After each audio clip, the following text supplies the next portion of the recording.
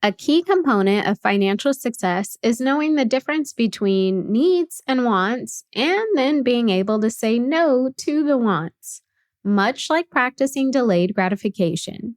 If you haven't been able to financially prioritize your needs and wants, or if you feel like your wants have always come first, it is time to change things up. Reaching financial success means you put the most important things first, and the rest comes later. Sacrificing is a big part of it. In this episode, I'm going to walk you through how to financially prioritize your needs and wants so that you can start making progress towards your goals. Welcome to the City Girl Savings Podcast. I'm Rhea Reeves, founder and finance coach of City Girl Savings. I turned my life around with budgeting many years ago, and now I'm on a mission to help others do the same. I fully believe that you can enjoy your life on a budget, and this weekly show will focus on the intersection of money and the city girl lifestyle. Join me every week along with some special guests as I share my experiences, advice, and guidance on navigating life and money as an experience-loving millennial.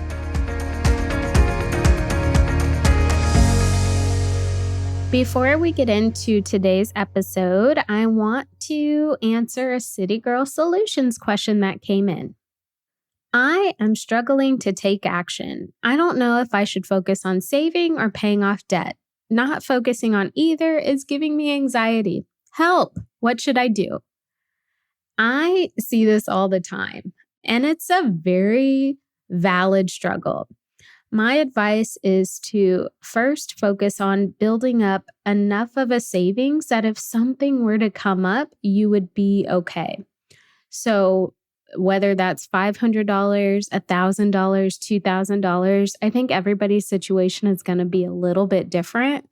But if you have, no kids, no major priorities, or no people who depend on you to survive, $500 to $1,000 should be a great goal. If you do have kids or bigger responsibilities that if something came up, you would need a little bit more, try to focus on $2,000.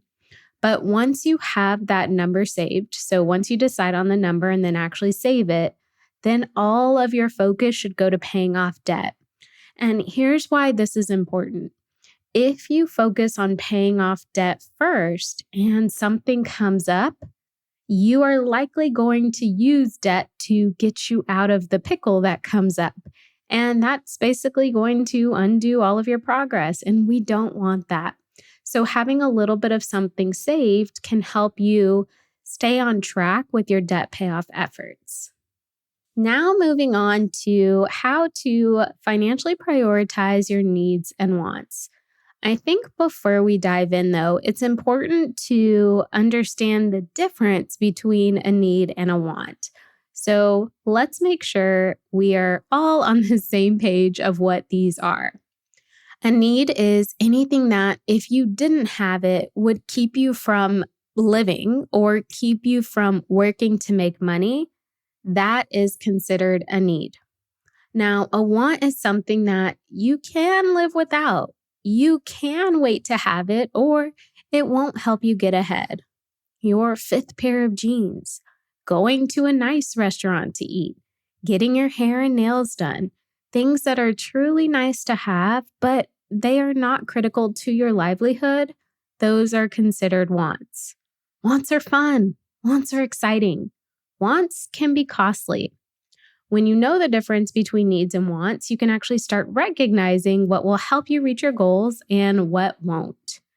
Now, I am not saying you can never have the things you want. In fact, I'm a firm believer in making sure that you can enjoy your life in moderation, but to reach financial success, and this is especially true at the beginning of your journey, you will need to know how to prioritize your needs and how to say no to most of your wants. So, how do you financially prioritize your needs and wants? Let's start by focusing on how to financially prioritize your needs. Since your needs are important, more important than your wants, I should say, you'll want to start by recognizing the things you need in your situation. You likely already have a lot of your needs in place already. So, for whatever needs you already have in place, specify the current amounts you spend on each of those needs. If you don't have a specific need in place, make that your first priority in your budget. Here's a list to get you started. You always need a place to live and a way to get to work so that you can make money. You always need food on the table, and no one said fancy food. You always need to ensure your children are taken care of, whether that's daycare, clothes, food, etc. You always need your bills to be paid on time. And subscriptions aren't necessarily bills that need to be paid. Depending on what the subscription is, it could be a want. Disney Plus, probably a want. And you always need to pay the minimum on your debts. The things I just listed are ideas to get you started, but please know that everyone's situation looks a little bit different. Just think about the things that are critical to you and, if you have children, their livelihood. Those things always need to be taken care of and should always come first in your budget.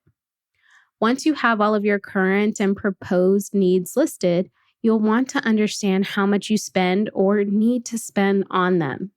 Whatever that number is on a monthly basis, subtract it from your monthly income. Whatever is left over will be needed in the next steps of prioritizing your goals and wants. And if nothing is left over, you need to focus on making more money. Since we just covered everything that is a need, you need to make sure that those needs are covered financially. So making more money is really the only option you have. Got a money question you want me to answer on the podcast? I'm starting a new segment on the show called City Girl Solutions, where I answer any questions you have for me. Money, business, life, you name it. Submit your questions at citygirlsavings.com/QA and get your question answered by me in a future episode. And did you know that we have so many free money resources on our blog, Instagram, and TikTok channels? Find us across the internet at City Girl Savings. Once you have a plan in place to financially prioritize your needs, the next step is to financially prioritize your goals.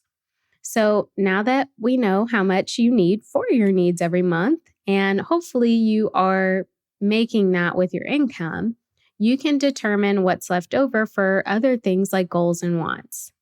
Whatever the number that is left over, I like to recommend striving for 75% of that leftover amount to go to your financial goals. Now, please note that I said remaining amount, right? So after your needs are covered and subtracted from your income, whatever is left, that is the number that we are working with. Okay? This is the number that is left over after your needs are taken care of.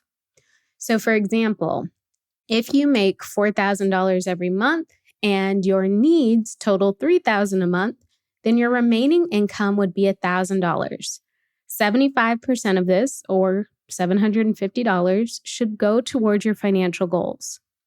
So financial goals include things like extra debt payments so that you can become debt-free, extra savings so that you can take a trip, have an emergency fund, or insert what other savings goal you have here. Or it looks like extra money that is put away for one-off or upcoming expenses. Your goals are things that you'll want to save for or allocate money towards on a regular basis. After your needs are taken care of, you want most of your money to go towards your goals. And this is because whatever your goals are, ideally, they're going to help you get ahead or allow you to do things that you aren't normally able to do. So far we've talked about prioritizing your needs. Those will always come first. Then prioritizing most of your leftover income to your goals. The goals should definitely come before the wants. But now I want to end with financially prioritizing your wants. So after you've prioritized your needs and your goals, it's time to finish off with your wants. This is how I want you to think of things, right? Needs are always first priority. Goals are always second priority. Wants are always third priority. Yes, it may be at the bottom of the list, but hey, it made the list, okay? Wants are important, just not as important as needs or goals. So like I mentioned before, I don't believe that people should be without the things they enjoy for long periods of time. I also don't believe that a person's wants should come before their goals. It is all about finding a balance. So following the formula that I brought up is a great starting point for you to work on financially prioritizing your needs, goals, and wants.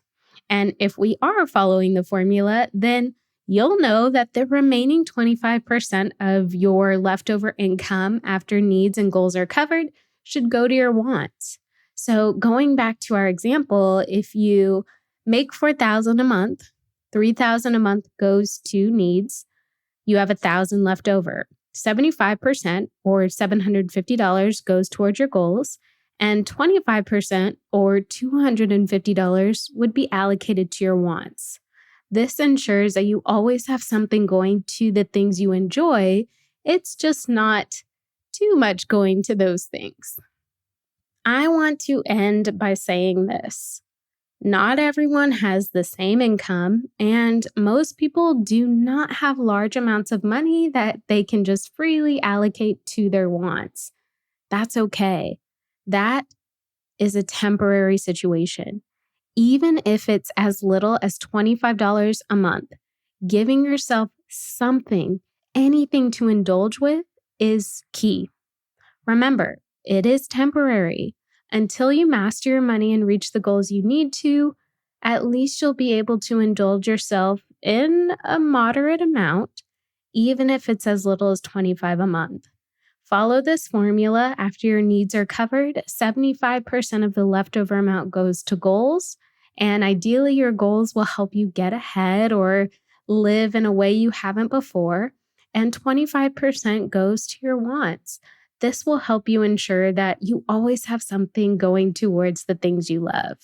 And remember, if your income does not cover your needs, you have to focus on making more money. There is a strategy to this. It doesn't happen overnight, but hopefully after hearing my guidance, you'll be able to start implementing and moving in the direction of your goals.